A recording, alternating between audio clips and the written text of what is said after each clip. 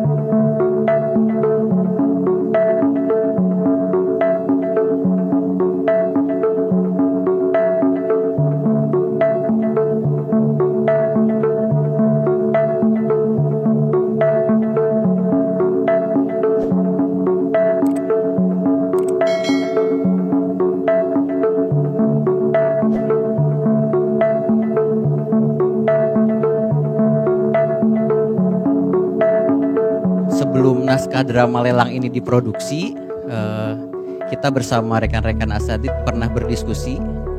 Menariknya adalah Ustadz Muhdar pernah bercerita bahwa ternyata yang mengilhami Ustadz Muhdar membuat satu naskah drama yang apik dan dramatis ini hanya dari sebuah mimpi, Ustadz. Menurut antum, Ustadz Saiful, apakah ini satu pertanda ketika orang sudah terbiasa menulis, mimpi pun bisa menjadi satu karya yang sangat dramatis? Silakan Ustadz Saiful terlebih dahulu. Baik, terima kasih Ustadz Fahmi. Saya kira memang ada korelasi yang kuat antara pementasan teater dari pembuatan naskahnya sampai lakon-lakonnya dengan dunia tulis-menulis. Karena sebenarnya kedua-duanya adalah proses kreatif. Proses kreatif, menulis proses kreatif, membuat naskah juga proses kreatif yang dia membutuhkan banyak imajinasi, membutuhkan banyak pengetahuan, wawasan, dan pengalaman. Dan ini bentuk lain dari proses literasi ya, yang memang kita ingin terus kembangkan di pesantren ini dengan berbagai macam perspektifnya gitu, termasuk pembuatan naskah-naskah teater.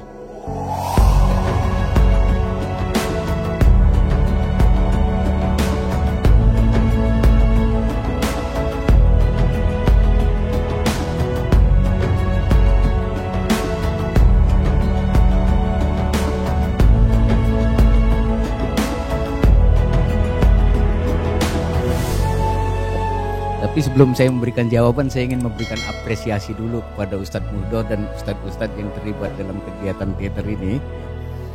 Karena ada banyak unsur kreativitas tadi yang muncul sepanjang yang saya saksikan dari awal ya. Saya khusyuk betul tadi melihatnya. Kreativitas pertama adalah tentu saja penulisan naskah. Penulisan naskah ini butuh imajinasi, butuh kecerdasan, butuh sensitivitas moral juga, karena itu semua yang akan dituangkan dalam sebuah naskah drama. Dan apresiasi yang kedua adalah eksperimen yang cukup luar biasa ya, karena melibatkan pemain dari penonton yang bergabung dengan penonton, sehingga biasanya kan ngumpul di panggung semua. Jadi ini eksperimen yang cukup kreatif, imajinatif, karena tiba-tiba muncul suara dari berbagai arah ya, dan itu ada semacam kebingungan ya. Orang menoleh dari mana arah suara ini dan seterusnya.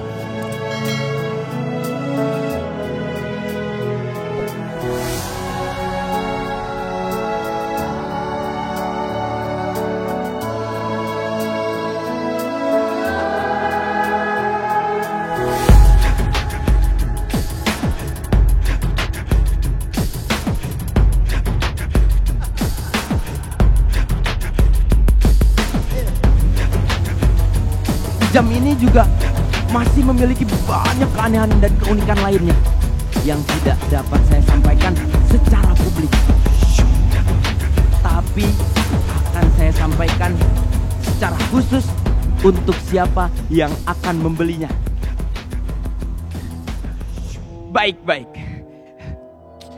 Kita mulai ya. Dari tawaran terkecil. Silahkan acungkan tangan Anda dan sebutkan tawaran Anda berapa.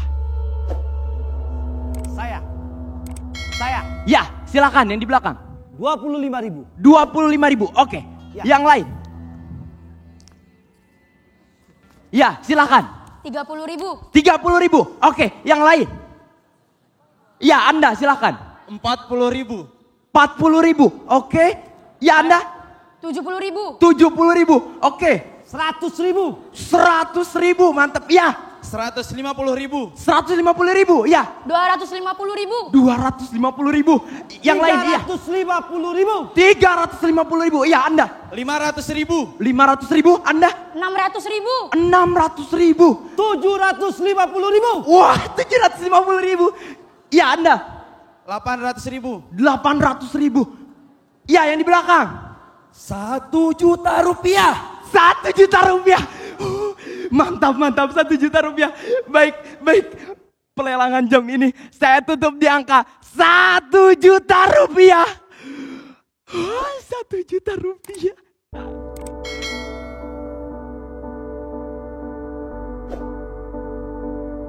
Dan semua mereka sebetulnya adalah aktor yang ada di dalam panggung ini. Ya. Ada faktor ini kreativitas yang menurut saya cukup penting ya. Karena di situ ada unsur eksperimen. Biasanya kegiatan teater itu semuanya ada di panggung. Ya. Ini bagus. Dan yang ketiga apresiasi yang sama juga karena dia mengemas pesan moral itu dalam sebuah tindakan simbolik melalui aktor-aktornya, ya kan? Nah itulah teater.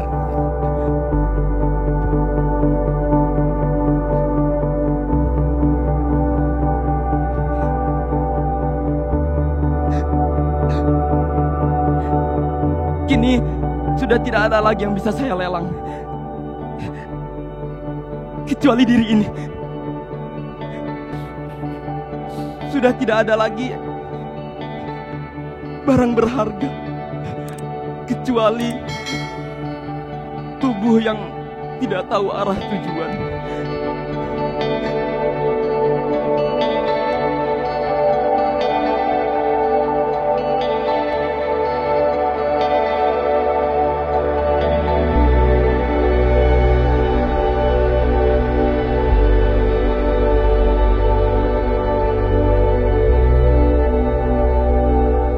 Dakwah itu atau menyampaikan pesan-pesan agama itu tidak melulu harus melalui ceramah.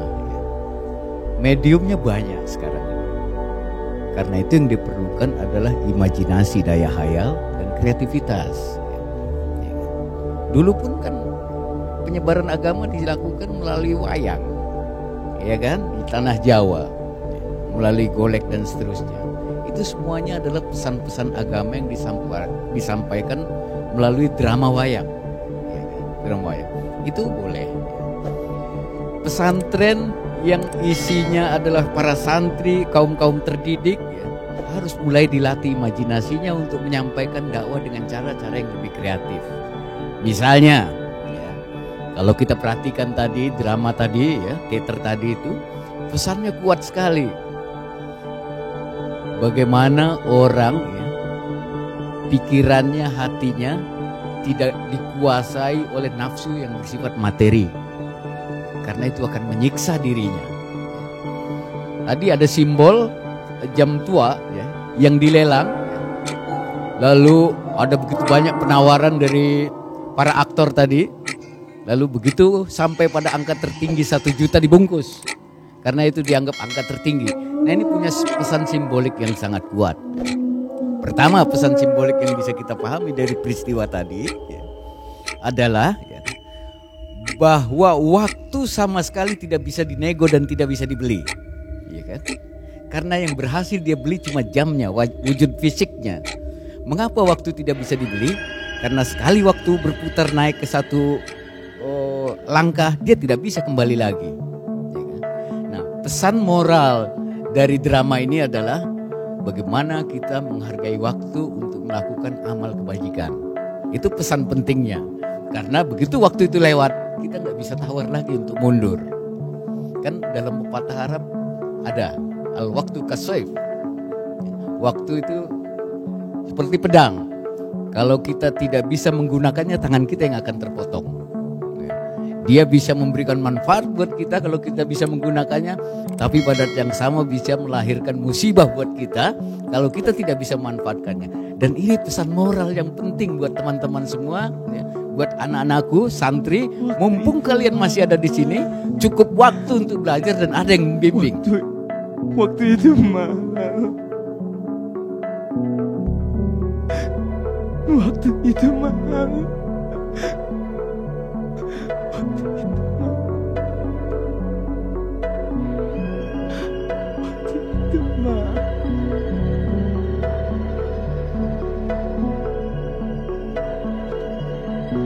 Waktu itu mahal.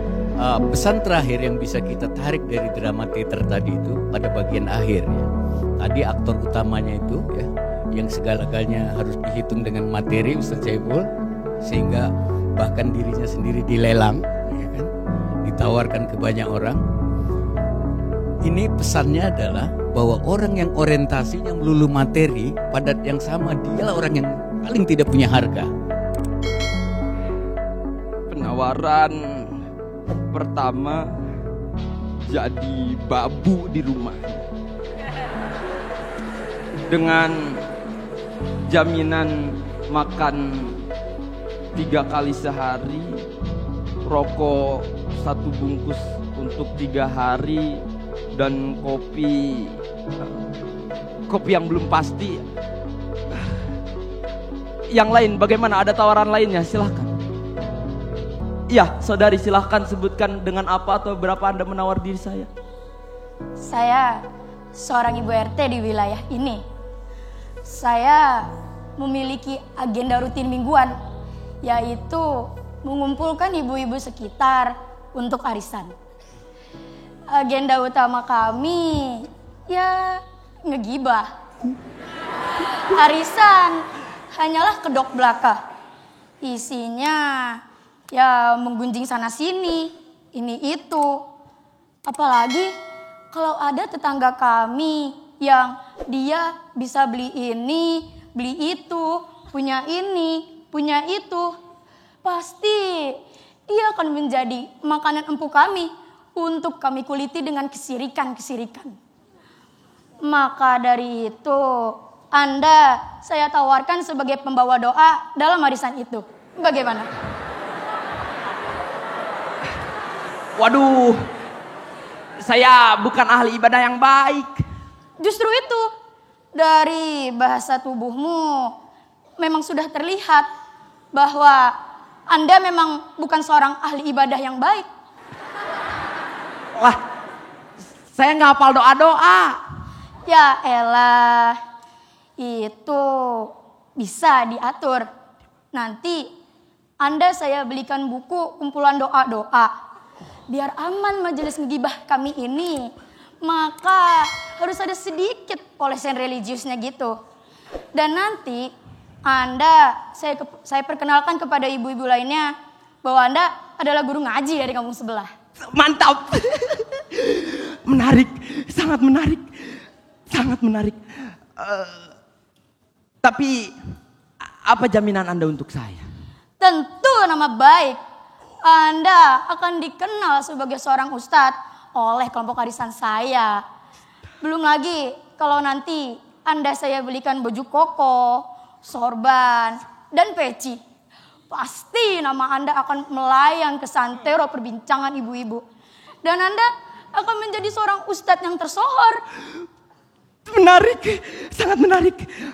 Oke, kalau begitu saya catat. Penawaran kedua, jadi ustadz gadungan.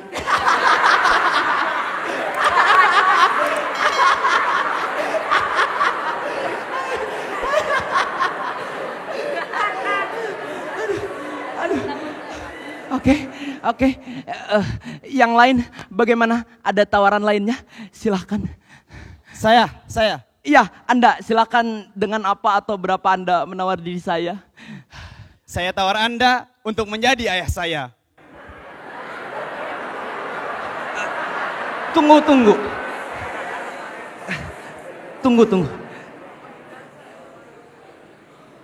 Jadi bapakmu, ibumu cantik tidak?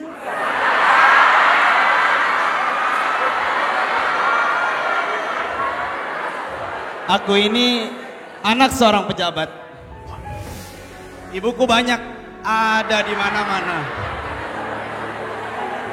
Tapi aku nggak tahu ibuku yang mana. Soalnya setiap hari wajahnya selalu berubah-ubah. Tadi aktor utamanya itu ya, yang segala-galanya harus dihitung dengan materi Ustaz Syaiful, sehingga bahkan dirinya sendiri dilelang, ya kan? Ditawarkan ke banyak orang. Ini pesannya adalah bahwa orang yang orientasinya melulu materi, pada yang sama dialah orang yang paling tidak punya harga. Karena pribadi dia, diri dia digadaikan untuk apa yang dia bayangkan berharga, yang bersifat materi. Dari mulai dibeli jam tangannya, dari mulai dirinya ditawar menjadi ustadz gadungan, lalu ditawar menjadi ayah angkat, gitu kan, dan seterusnya. Jadi aktor utama tadi berakhir dengan kehidupan yang sangat sengsara karena dihukum pada bagian terakhir tadi itu bahwa semua itu adalah kebohongan belaka. Nah, ya kan? Yang nawar-nawar tadi itu mengecoh. Dan dia terkecoh karena dia punya nafsu, bayangan yang bersifat semuanya serba materi, sehingga dia tidak punya kesempatan untuk melakukan amal kebajikan. Itu pesannya. Apakah kamu tidak tahu? Aku ini seorang ahli ibadah. Hei, jangan mengaku-ngaku seorang ahli ibadah. Jangan menodai kesucian identitas seorang ahli ibadah dengan kemalasan untuk sholat berjamaah. Aku ini seorang cendekiawan. Apakah kalian tidak tahu, ha? Jangan mengaku-ngaku cendekiawan. Jikalau dirimu itu saja masih malas baca buku. Aku ini seorang pejabat. Semua orang menghormatiku. Pejabat yang menebar kerusakan. Kau tahu banyak benalu di tengah-tengah masyarakat. Kau peras suara rakyat dengan janji palsumu. Sudah banyak orang yang kau zalimi atas nama kebijakan. Hentikan! Cukup! Cukup! Hentikan! Ulun nafsin. Cukup! Za'iqatul maut. Hentikan! Ulun nafsin. Cukup! Za'iqatul maut. Cukup! Cukup! Hentikan! Cukup! Hentikan! Cukup! Hentikan! Cukup! Cukup! Hentikan! Cukup! Hentikan! Cukup! Cukup! Hentikan! Cukup! Cukup! Cukup! Cukup! Cukup! Hentikan! Hentikan! Hentikan!